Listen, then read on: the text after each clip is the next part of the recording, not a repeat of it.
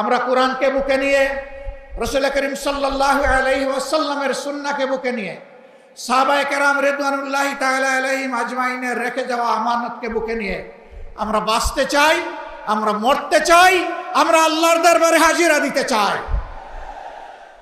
আমরা কোনো লাল চক্ষুকে পরোয়া করব না, কোনো দাদা বাবু মানি না, কোনো বড় ভাই মানি না। সকলের সাথে আমাদের সম্পর্ক হবে সমতা এবং পারস্পরিক সম্মানের ভিত্তিতে ইনশাআল্লাহ। লালদিঘি ময়দানে আজকের এই সমাবেশের সম্মানিত সভাপতি, 8 দলের শীর্ষ নেতৃবৃন্দ,